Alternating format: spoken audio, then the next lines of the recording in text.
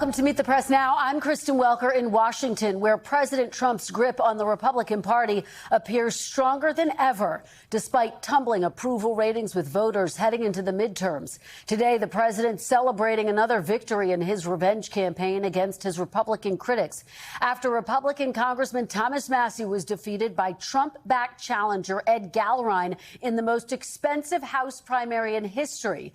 In his victory speech, Gallrein pledged to support the president, while Massie encouraged his party to exercise some independence. Take a listen. My focus is on advancing the president's and the party's agenda to put America first and Kentucky always. If the legislative branch always votes with the president, we do have a king. If the legislative branch always votes whichever way the wind is blowing, then we have mob rule. But if the legislative branch and the representatives and the senators that serve with it always follow the Constitution, we have a republic. The president's pick in Kentucky's Republican Senate primary, Andy Barr, also won. But in Georgia, President Trump's pick in the governor's race, Burt Jones, did not hit the 50% needed and now heads to a runoff against billionaire Rick Jackson.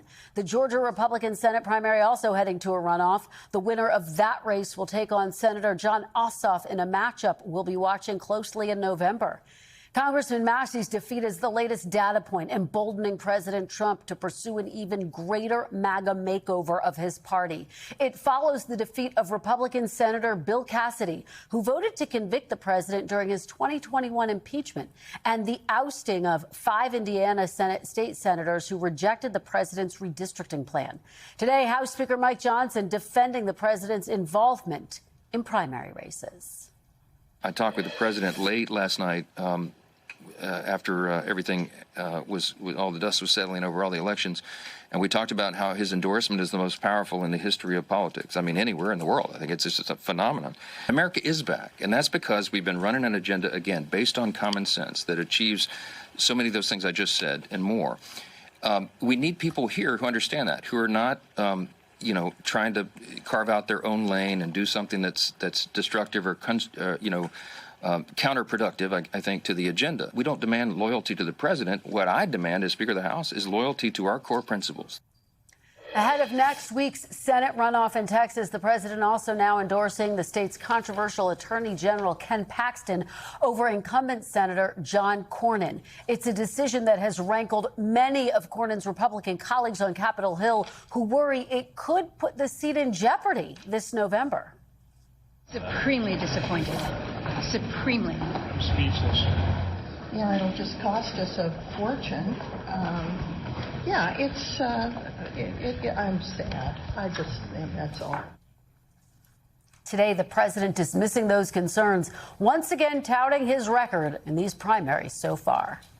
They'll be all right with it. They want to win. I know how to win. Are you worried about voters? Some of them don't know how to win. I know how to win. I think I've proven that, haven't I? Joining me now on set, fresh off her late night reporting assignment in Kentucky, NBC News Capitol Hill correspondent Julie Sirkin. Also with me, NBC News Chief White House correspondent Garrett Haake and NBC News Chief Data Analyst Steve Kornacki. Thanks to all of you for starting us off. Julie, let me start with you on set. You were at Massie's headquarters overnight. Talk to me about your takeaways, what you heard from him in that concession speech. Kristen, I know all we're talking about now is just how much of an influence the president has over his party, how much control he clearly has. But I have kind of an under-the-radar take, and it comes from my reporting on the ground. I spoke to maybe about 20 voters, and I was so struck by the fact that most of those voters, even if they voted for Gallrein, they told me they don't like how much pressure the president has been putting in this race. Maybe this is a more independent part of the state. There's a lot of libertarian voters, but I was just struck by that fact. I really think that some of the aftershocks of last night may not yet be felt and might be felt as we get closer to the midterms and 2028, with people not really liking the fact that the president is consolidating power so blatantly. Yeah, this, of course, comes after President Trump ousted Bill Cassidy. He had that big win in Indiana where 5 state senators went down in defeat who had defied President Trump. What are the broader implications right now for the Republican Party? How are leaders of the party, like House Speaker Mike Johnson, viewing all of this? I mean, look, he's used to Thomas Massie being a thorn in his side. I don't necessarily think he expects him to be even more of a difficult member than he already has been. Certainly, Johnson told me that before the primary. But there's something that Thomas Massie said last night that I thought was really interesting. He said yesterday was the 6-month anniversary, the 6-month mark since the Epstein Files transparency law was passed. He looked at the voters who were pretty pumped up despite the loss, and he said, I have 7 months left, implying that he is going to be a roadblock at every chance he gets. And certainly we're seeing that in the Senate as well with Senator Cassidy. I mean, this is really their YOLO moment, as we've been talking about, and I expect they're going to use it. Okay, let me follow up with you on that point, because you invoke Senator Cassidy, who for the first time after he was defeated over the weekend voted with Democrats on the War Powers Act, essentially trying to block President Trump from any further military involvement in Iran. He was pressed on this flip-flop, if you will. Tell me what he had to say. I mean, he defended it. He said, yeah, look, I'm not running for office anymore. I do think at this point, you know, it's been 3 months since this war began. Voters need answers. He kind of reminded me of what I heard from Senator Tillis in our interview earlier this spring when he told me, look, obviously, I don't have to answer for my statements anymore, my votes, meaning at the polls in November. They feel free. They feel unleashed. But I do think this is going to be a problem for the president in the short term. We talked about those aftershocks he could potentially face as he tries to find a replacement in 2028 for the White House. I think in the short term, he has a lot he still wants Republicans to pass, very slim majority in the House, a little bit more wiggle room in the Senate.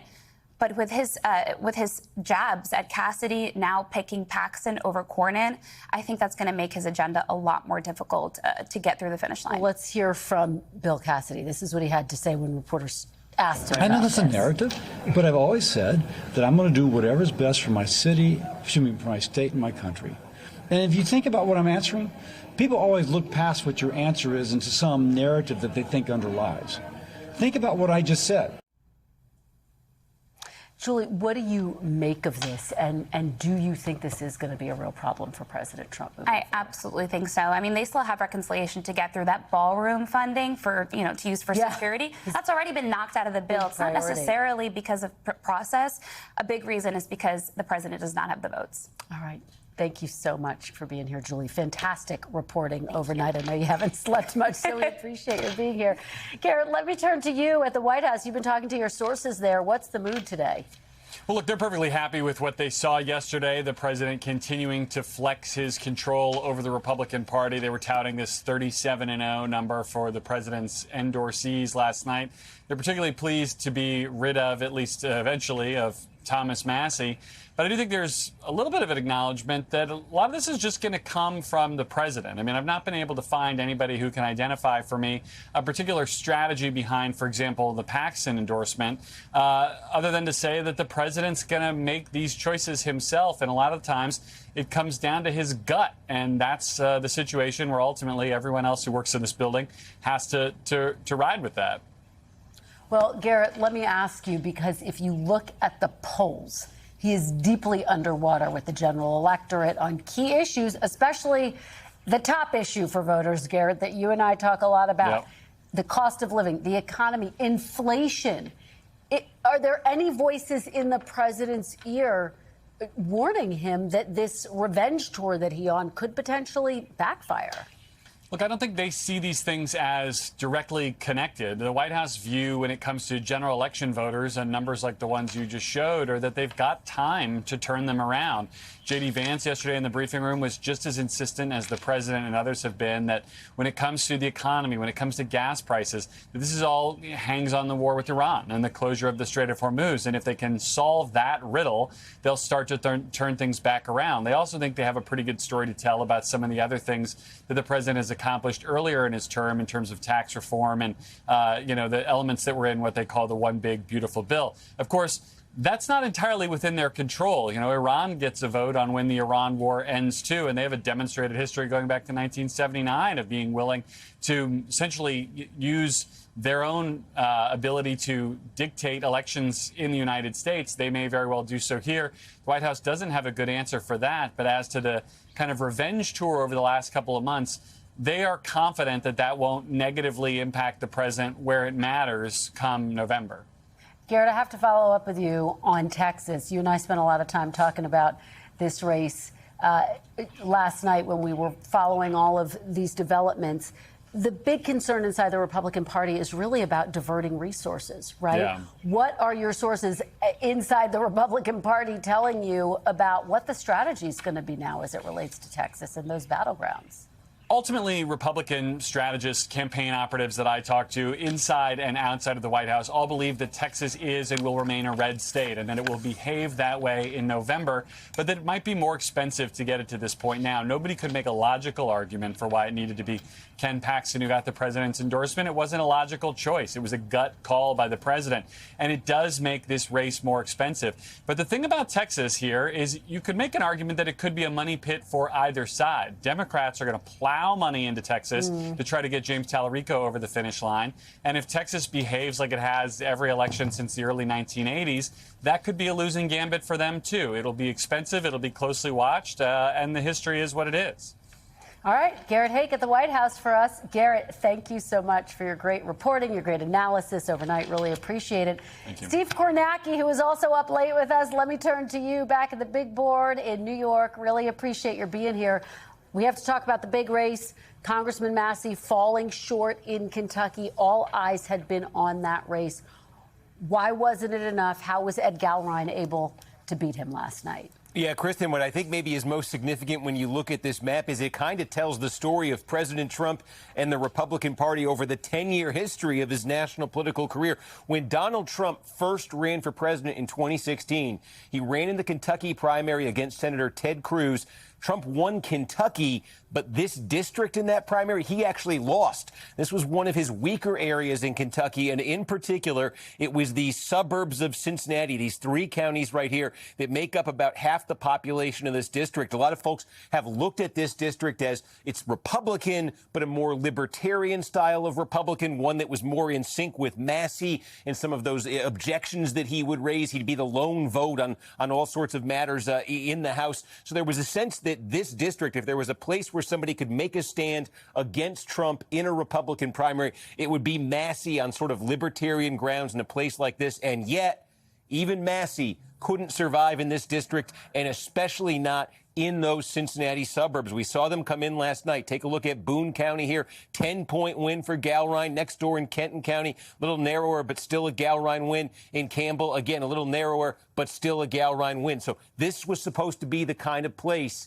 that maybe the temperature in the Republican Party was a little bit different, a little bit more sympathetic to somebody who might stray in the way that Thomas Massey did. But ultimately, no. 10 years in now to Trump's national political career, even the 4th District of Kentucky. When he wants you out, you're out. Yeah, it certainly made that point, Steve. And we're also tracking a number of races that have now gone into runoffs, which was expected, particularly some of those races in Georgia.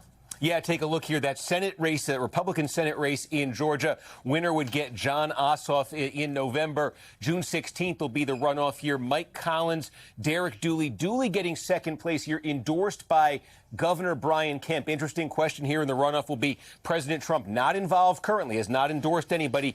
Would he get involved here? Would he come in for Collins? Remember, Trump and Kemp do have a history. Would Trump see this as an opportunity to settle a score with Kemp, perhaps? Also in Georgia, that Republican governor's race is going to go to a runoff.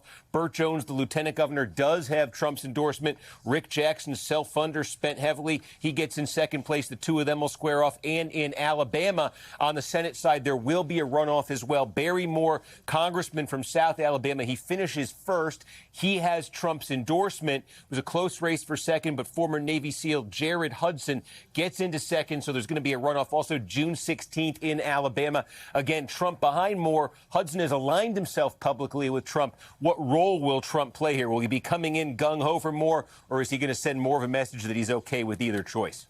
Yeah, that's one of the big questions. And does he decide in that Georgia Senate race? We will be tracking it all. Steve Kornacki, so great to see you back at the big board for us. Thanks so much, my friend. Thanks, Kristen. Joining me now on set, NBC national political reporter Ben Camisar and Bridget Bowman. Thanks to both of you for being here. The wind beneath our wings here in the NBC political unit. It's great to have both of you.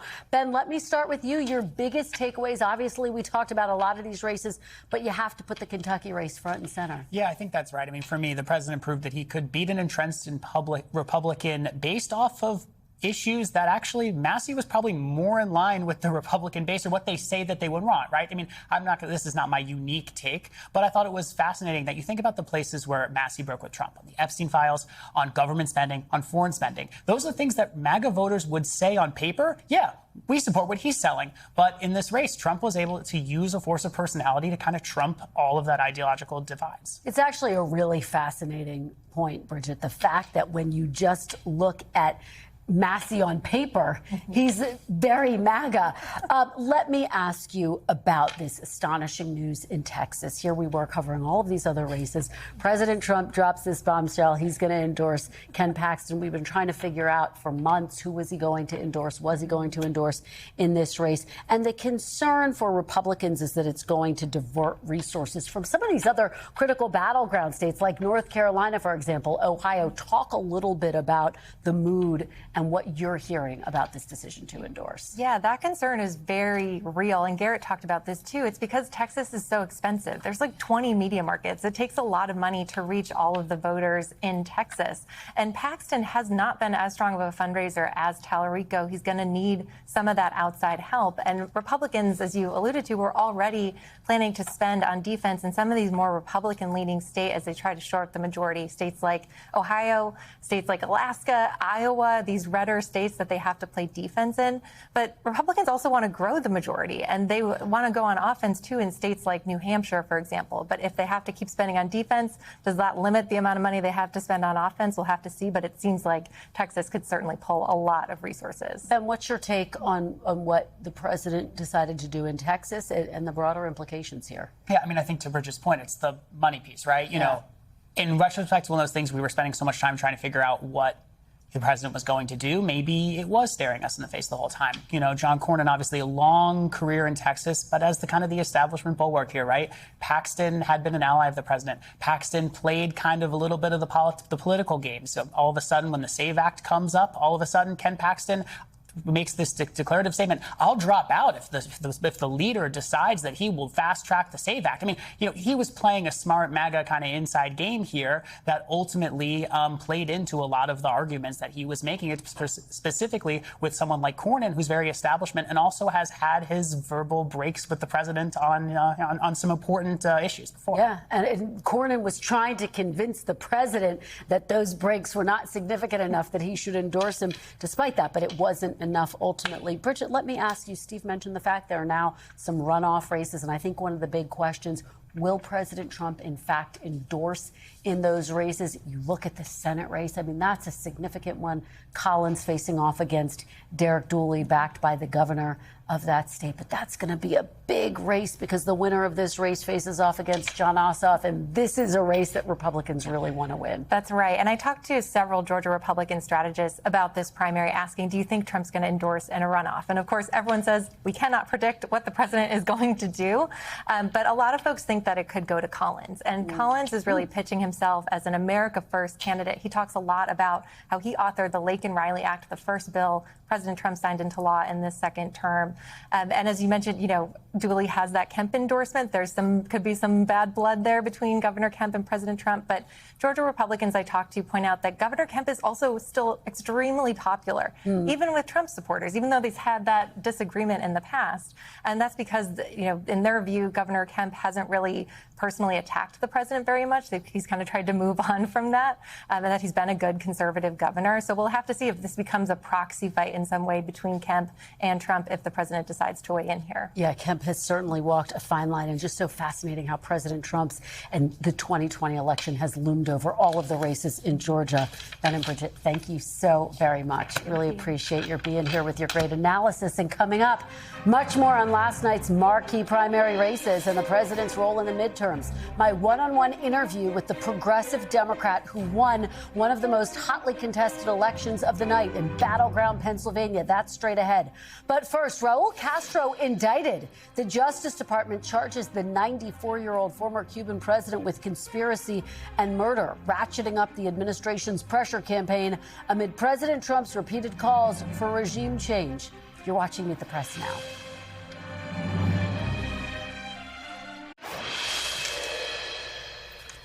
Welcome back. Turning now to breaking news on Cuba and a major escalation by the Trump administration.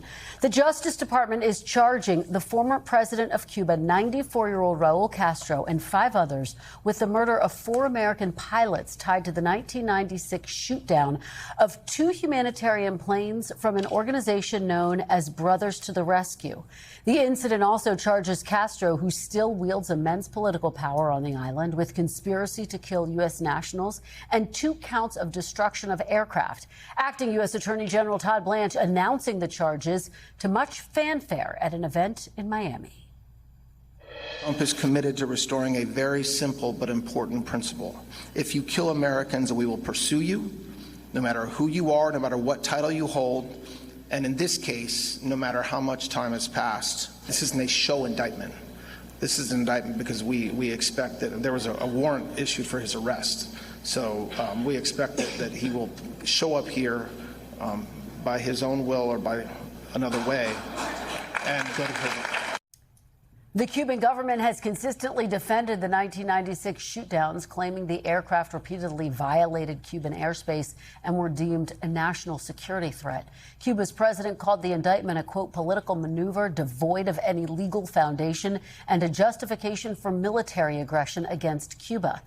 The indictment comes as the Trump administration has been ramping up pressure against Cuba's communist regime, including a blockade on oil reaching the island, which has exacerbated the country's current energy crisis. Reacting to the indictment this afternoon, President Trump downplayed the possibility of a military escalation with Havana, despite previously threatening a takeover of the country. Here's what he said. There won't be escalation.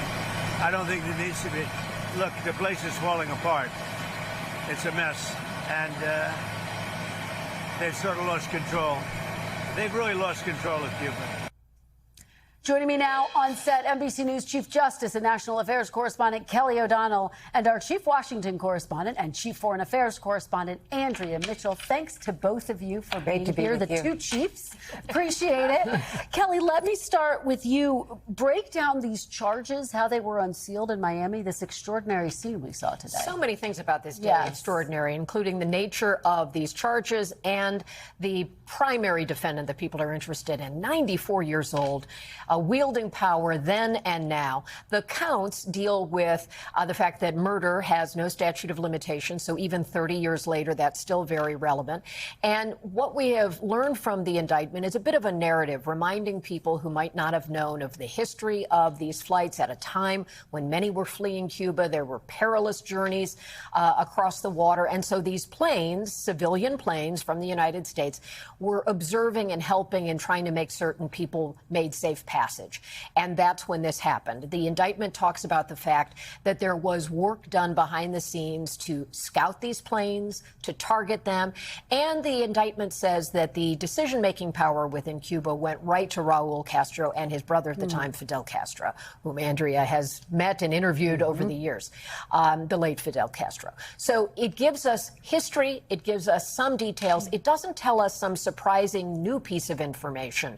And the big question, I think, is where and when, if ever, will Raúl Castro be brought to the United States? Andrea, it's absolutely the big question looming over this and what this means politically, the shift that we are witnessing in U.S. relations with Cuba. Talk about that piece of this. Well, it's a very important shift, and it started with Trump 1, the first administration, who reversed many of the openings to Cuba.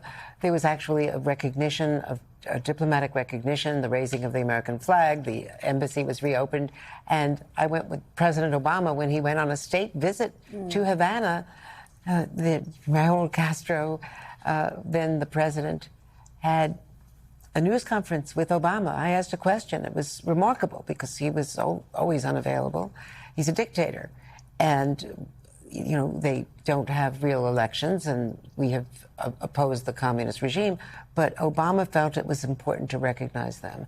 And they went to a baseball game together. And that is being used, you know, as a real irritant, to, understandably, to the relatives of the 4 pilots who were killed. Now, there is more background that was released by the National Security Archives, which is a think tank.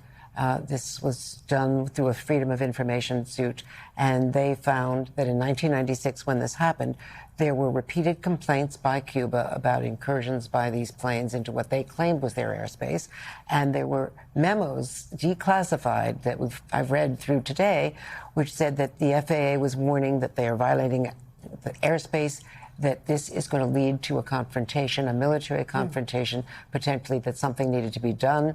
The FAA met with Jose Basulto, the leader of the group, the Brothers to the Rescue. They were anti-Castro activists, clearly, and doing humanitarian work, but also this was considered very provocative. They were accused by the FAA in these emails of flying with false flight plans because they were going and actually dropping leaflets over Havana and telling people to rise up against the regime. And as a result, after a year of this, there was a confrontation, and it was predicted by the FAA. It went up to Federico Pena, the transportation secretary. It went to Sandy Berger, the national security advisor.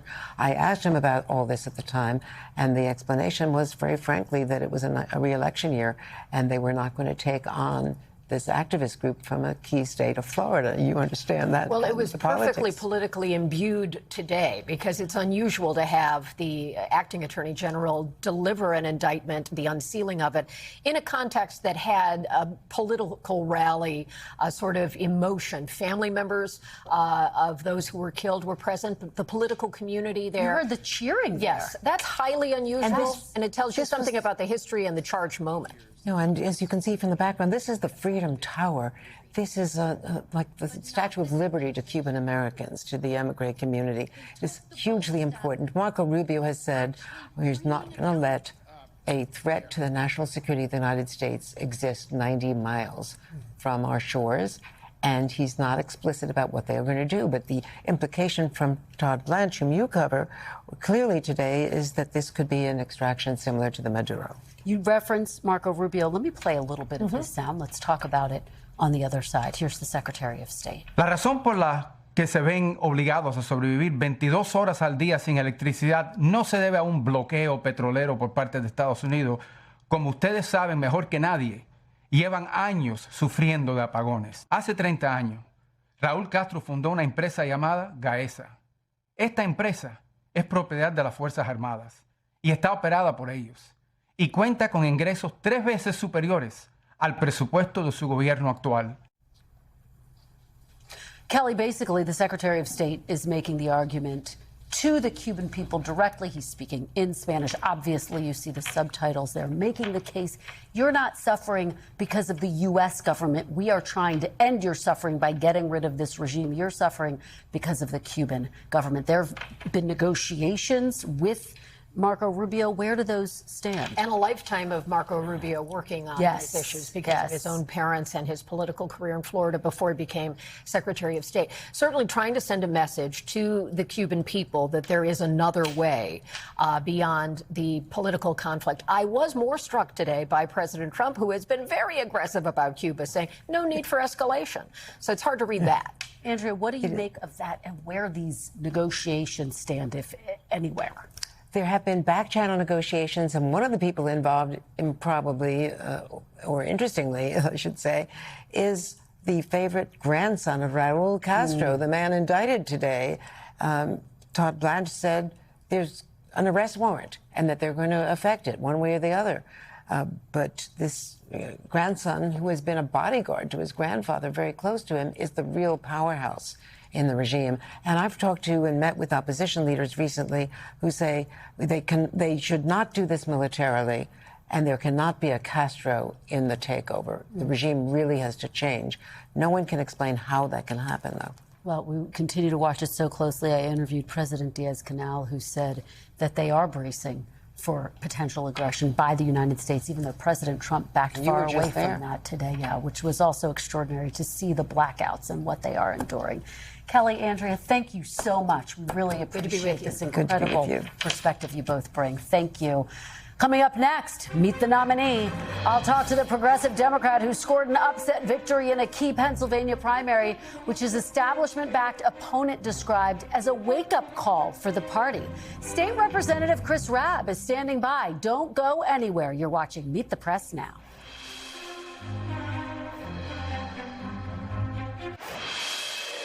We just won.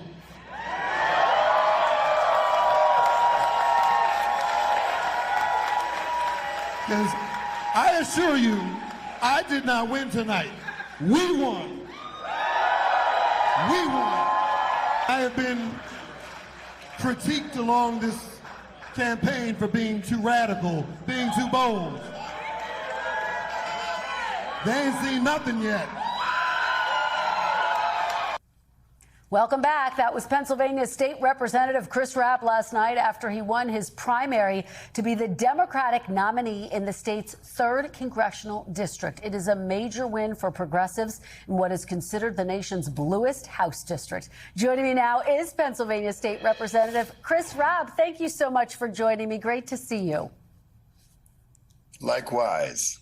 And we should say we, of course, know each other. I'm from Philly, so we have a lot of contacts in common. Really appreciate your being on the program. I want to ask you about this victory last night. It's being viewed as a major win for progressives, and I wonder, what message do you hope it sends to the Democratic establishment and, quite frankly, the rest of the country? Well, I think even beyond the progressive label, what it suggests and what it actually affirms is grassroots organizing and people-powered campaigns that rebuke corporate PAC money is something that resonates with not just the base of the Democratic Party, but those folks who do not feel seen or heard by the party. So new folks, young folks, certainly progressives, but other folks who are just tired of entrenched politics and establishment politics. They want to see themselves in their leaders and in the platforms of those people who are running. And if they don't feel particularly compelled to come out to vote. Well, let me ask you, because Governor Josh Shapiro, as you know, weighed in on several Pennsylvania primaries. Notably, he did not weigh in on yours. There was a report that the governor was trying to block your path to victory.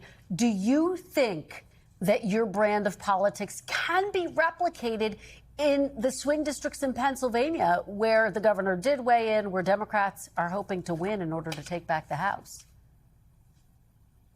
Yes. Well, first, there's no credible evidence that the governor tried to tank my campaign. I think that's pure speculation. And if he wanted to have his thumb on the scale, he could have endorsed any of my 3 opponents, and he didn't do it. I think he respected the politics of the race in Philadelphia, and he is prepared to work with the new Democratic nominee. He called me. I graciously accepted his congratulations. But the real work is, how do we make sure that the priorities of the Democratic Party resonate, and more importantly, are attuned to what the people closest to the pain want? And what we have is an intermediation of a donor class that is not reflective of the constituency and the electorate. So the things that are most important to the people who need to come out the most to have Democratic wins are the ones who feel least seen in the priorities of the current Democratic Party, which is why I believe I was able to get a plurality of the votes. I was able to get a plurality of Black voters, young voters, progressive voters. And so it was truly the broad diversity of one of the most diverse districts in the nation, one of the youngest. And I think it shows that when people see themselves in a campaign and understand that it's bigger than the candidate themselves, that anything is possible, and that's going to create a lot of enthusiasm. And again, just to press on this point, I mean, Democrats are trying to win back the House. Obviously, all politics is local, so every candidate has to refine their own messaging based on who their constituents are. But do you think that your progressive message can be effective, can be a winning message when you step outside of a district that is reliably blue, that is a swing area, for example, and win over independents and win over people who you need to win in order to win back the House? I don't think that regular working people and working families in suburbs and rural areas are in love with the Epstein class. I don't think they're in love with greedy corporations. I don't think they're in love with money infecting politics. All of the things that make their lives so much harder. Those are the things I'm fighting against. So I believe that this message will resonate far beyond ethnically diverse, very blue districts. And I am prepared to go anywhere and everywhere to lift up those messages of folks who want to be on the right side of history. And as a current state lawmaker in the largest full-time state legislature in the country, I have had the benefit of going to places around our Commonwealth, and those messages do in fact resonate with folks. It may not resonate with the donor class, but my interest is connecting with the people who decide who takes us to Washington, D.C. Let me ask you, because you got the endorsement of Congresswoman Alexandria Ocasio-Cortez. As you know, there is a lot of buzz about her political future. Do you see her and her brand of progressive politics as the future of the Democratic Party?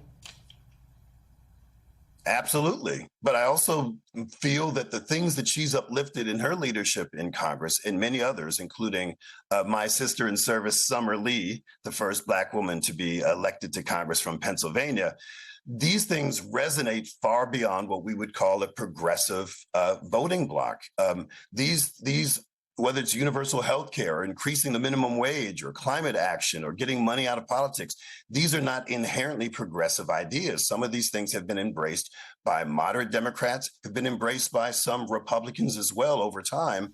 And I believe that the progressive label has some value, but it's not nearly as important as what are the things going to move our nation forward that address all communities and not just the left or the right. I think that's a challenging framework that is not necessarily accurate. Let me ask you, if Democrats win back the House in November, do you have confidence in Leader Jeffries to lead the Democratic caucus to push through some of your priorities? Well, my priorities will be the priorities of the Congressional Progressive Caucus, which endorsed me. Those are things that are, I believe, the type of policies that will help everyone. And I believe, from what I've seen, he will be receptive to that in a newly regained Democratic majority. So if you, in fact, do win the general election, what will your priority be on day one? What will be the very first issue you will aim to tackle? Well, we got to stop digging. We have to de-Trumpify, de-magify government as we know it. We have to stop the bleeding before we can do anything else. We do need to embrace a bold legislative agenda for this nation, but we have to stop the bleeding. We have to restore the cuts. We have to make sure that our own government isn't weaponized against the most vulnerable, and that definitely starts on day one. Well, State Representative Chris Rabb, we will be tracking your campaign through November. We really appreciate your joining us. Congratulations. Please stay safe. Thank you. And we want to turn now to the new fallout from the Justice Department's plan to create an anti-weaponization fund. 2 police officers who defended the Capitol on January 6th are now suing to block the nearly $1.8 billion fund, calling it the most brazen act of presidential corruption this century, and arguing the money could be distributed, quote, to finance insurrectionists and paramilitary groups that commit violence in the president's name. The Justice Department announced the fund on Monday as part of a settlement from the president's lawsuit against his own administration. The fund would compensate victims of so-called government weaponization under the Biden administration, as determined by a commission appointed by the president's acting Attorney General, Todd Blanche. President Trump telling reporters today he was not part of the settlement while defending the creation of the fund. I wasn't involved in the settlement. I could have been involved, but I didn't choose to be. So they made a settlement. Also, the anti-weaponization of people. I mean, people were destroyed. They went to jail. Their families were ruined. They committed suicide. The Justice Department, meanwhile, is defending an addendum to that settlement that was disclosed yesterday, which says the government has agreed to drop any pending tax claims against the president, his family, or his businesses, and that the U.S. is forever barred from revisiting those issues. A DOJ spokesman says the agreement is customary and only applies to existing audits. NBC News senior justice reporter Ryan Riley joins me now to break down all of this. Ryan, thanks so much for being here. I have to start with the addendum. DOJ officials are saying it's customary. Is this customary or is it unprecedented? It's pretty unprecedented. I mean, you have a situation where, because of the way the law is written, only the president's not allowed to actually say, direct how these audits are supposed to go, but there is an exception for the attorney general. And so the attorney general is able to do this. But I mean, typically when you have an agreement, you sign that agreement. That's how the agreement stands. You don't get to add on things afterwards. I think that took a lot of people by surprise when they're saying also this is being added on. And not only that, it's not signed by both parties. It's only signed by one, and it's signed by the acting attorney general, who didn't sign the original sort of settlement agreement here, which was not, again, is not court enforceable, which makes it different from the cases they've compared this to. And so how does this work practically speaking? The DOJ says this only applies to existing audits, not future ones? Yeah, so I mean, it basically is not giving him a get out of jail in the future free pardon here, because that's not, they're not going to look backwards essentially, but they're not saying that this bars them in the future at some point. It's not as though he can just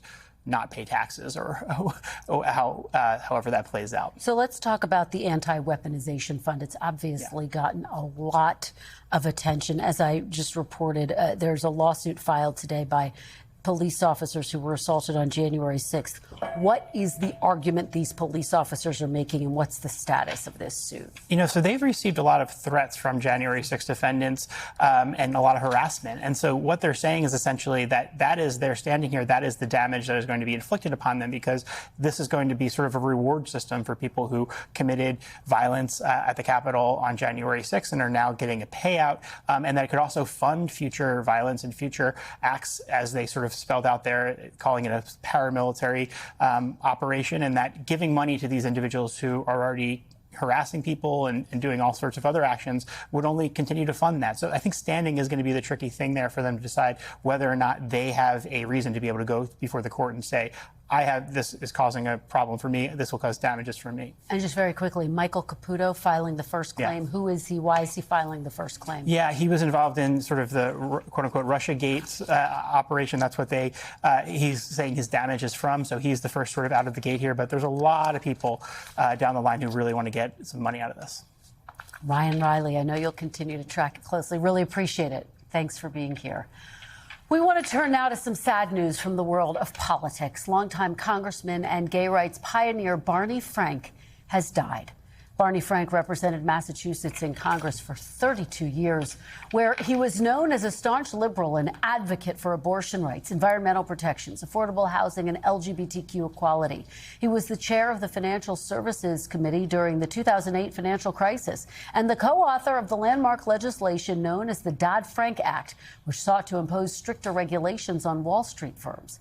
Frank was also among the first openly gay members of Congress. And in 2012, he became the first member of Congress to enter into a same-sex marriage, 3 years before the Supreme Court made the unions the law of the land in all 50 states. He discussed Americans' evolving views on LGBTQ rights on Meet the Press in March of 2015, 3 months before that historic decision. Gay rights were once reviled publicly and Congress was revered. Now those attitudes have flipped. How did that happen? Well, it's interesting. Our reality as gay, lesbian, bisexual, transgender people beat the prejudice. I mean, the essential mechanism is there that we stopped hiding. And it turned out we weren't what the stereotype was. But clearly, I mean, there was a point when the notion that I could get married to Jim while I was still in Congress would have been the most bizarre possibility. And by the time I got married, someone said, well, was it controversial that you got married while you were still in Congress? And the answer was, yes, it was. A lot of my colleagues were mad that they didn't get invited. Barney Frank was 86 years old. Welcome back. There is a lot to get to. Joining me now is the panel: Susan Page, Washington Bureau Chief at USA Today; Antoine Seawright, Democratic strategist and CEO of Blueprint Strategy; and T.W. Arihi, Republican strategist and Vice President of Push Digital Group. Thanks to all of you for being here. What a night. I know a lot of you were up late, up early, so thank you for being here bleary-eyed. Let's start with just the biggest takeaways that you had, Susan, from the night overall. You know, President Trump's in some trouble politically. His approval rating's down below 40%, but his iron grip on the GOP continues to be unchallenged, as Tom Massey, I think, will tell you on Sunday on Meet the Press. Yes, that's right. Hopefully he will flesh it all out for us. Let me ask you, TW, because picking up on Susan's point, if you look at the president's poll numbers, he's actually facing some of his lowest approval ratings, including on his handling of the economy, inflation, the fact that gas prices are so high. How do you see this political moment for the president? And I have to ask you about the Massey race. Yeah, well, let's start with Thomas Massey. As alluded to before, the president has a pretty big grip on the base of this party. And like most political parties, the body follows the head of the snake. You could take those people who are ultra MAGA and people of a certain age, probably voted for Romney, probably enthusiastically voted for Bush. But now it's Donald Trump's party. That's not inaccurate. But make no mistake about Thomas Massey. The reason you didn't see a bunch of cavalry coming over the corner is because, or over the hill, is because Thomas Massey has voted against Donald Trump and on the big, beautiful bill. He's pushed back on a number of things. And there are many past Republican speakers of the House who will tell you he was their biggest thorn in their side. And they're happy he's probably gone. Yeah, I mean, it was so fascinating because Massey was making the point, look, I voted with the president over 90% of the time, but on those big moments, he wasn't with the president. And the president sent a message. Antoine, you know, bullies operate comfortably where they smell and feel fear and where they're revered. I think that's how you summarize how Donald Trump has been successful in these Republican primary contests. But when independents and Democrats enter the political group chat, i.e. give their opportunity to make their voices heard in the fall, I think the map and the math will look different because he's underwater on every single issue he campaigned on to win the presidency on, and this do-nothing Republican majority Congress have to answer to the American people for their failure, in particular on the economy, in which Trump voters themselves are feeling the residue of a bad economy. TW, I have to let you respond. Yeah, well, I would point to the Quinnipiac poll out today that shows that the Democrats as a party are 52 points underwater and have a 20% approval rating.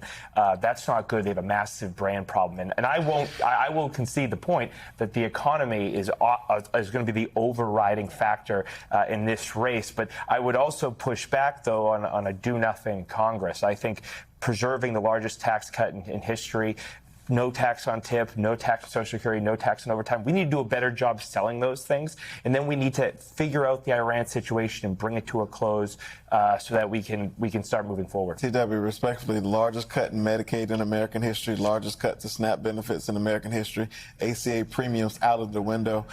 Forget about trying to make ends meet. Most Americans are trying to put two ends together, hoping they meet their filling at the pump, at the gas station. So I'm happy to have that conversation with you in the fall at the ballot box because things will not change. Well, let me ask you about one of the biggest races that is shaping up in the fall, and it's in Texas. Susan, the fact that you had President Trump with this shock endorsement yesterday, there's no other way to describe it. Everyone was focused on the races last night, and he came out and endorsed Ken Paxton, controversial attorney general of the state.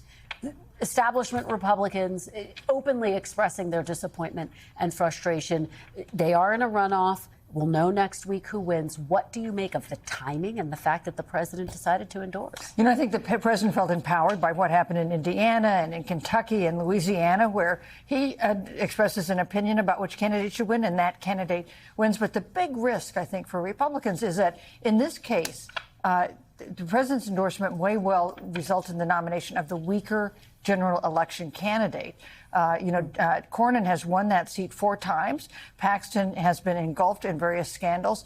You could see the first Democrat elected statewide in Texas in decades, possibly because of the president's determination to punish Cornyn. James Tallarico is the nominee for the Democrats. TW, I want to play a little bit of what John Thune had to say about this and get your reaction on the other side. Take a look. None of us control what the president does. He made his decision about that. That doesn't change the way I feel. And I am certainly supportive of, will continue to be supportive of Senator Cornyn and his reelection. So he's basically saying he's sticking with Cornyn despite the president's endorsement.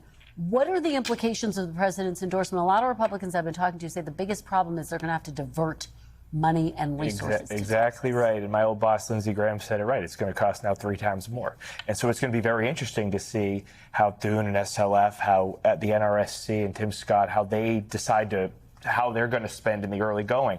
And by the way, there's all these consultant problems. Jeff Rowe versus Trump. I can't believe it. Chris LaCivita with Cornyn. There's so much intrigue here. But I think at the end of the day, you know, Ken Paxton still, I believe, is the favorite in that race. But yes, it makes it more expensive, and we need to be giving resources to Maine, to North Carolina, to Georgia, it's Alaska, et cetera, et cetera.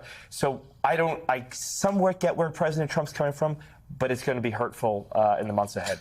Borrowing words from Jay-Z, we have 99 problems in the Democratic Party, but Ken Paxton ain't one. And I will just say that everything is big in Texas, including the opportunity for Democrats to continue to outperform the narrative at the ballot box. But do Democrats run the risk of being overconfident in this race? This is still Texas. This has been the Democrats' great white whale for decades.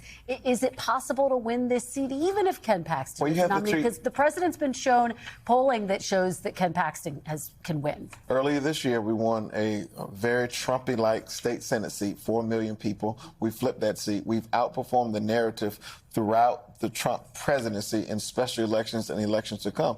And so you play everywhere to win everywhere. We're treating Texas as an investment, not an expense. And I think that's going to pay long-term dividends. Candidate quality matters in these elections. I want to talk about the Democrats' night last night. Susan, there was a lot of focus on Pennsylvania, obviously the Philadelphia suburbs, the path through which Democrats hope to win back the House. And I was just talking to Chris Rabb. He is in a reliably blue district, but he was the progressive candidate. He just made the case that there is space and an appetite for his message in some of these swingier districts. How do you see that argument? Well, we'll see. Establishment Democrats still think the safer course in a competitive district is a more moderate candidate, but there has been a lot of energy behind the more progressive voices. Tell me how big how big is the wave in November? Because it's clear there's going to be a Democratic wave. Republicans have blended it somewhat through redistricting. If the inflation's a big problem, if we're still in a war in Iran, you could have a big wave that could bring in James Tallarico, as well as more progressive candidates in places like Pennsylvania. That would certainly be significant. Antoine, who had the bigger night last night, Governor Shapiro or Alexandria Ocasio-Cortez in some of these progressive victories? I think one of the most consequential governors in the Commonwealth of Pennsylvania's history, Josh Shapiro, by far. I think his strength was on display up and down the ballot last night, and he's proven time and time again he can win in tough situations and tough environments. TW, and we only have a few seconds left here. How do Republicans see these wins by progressives? There are flashes of when we went too far right in 2010 with the Christine O'Donnells and the others of the world. We have a man who had a Nazi tattoo in Maine and others. They're going to fall victim to that same thing we did in 10. All right. Well, we could keep this conversation going all day. Thanks so much, Susan, Antoine, and TW. And we're back tomorrow with more Meet the Press Now. There's more ahead on NBC News Now. We thank you for watching. And remember, stay updated on breaking news and top stories on the NBC News app or watch live on our YouTube channel.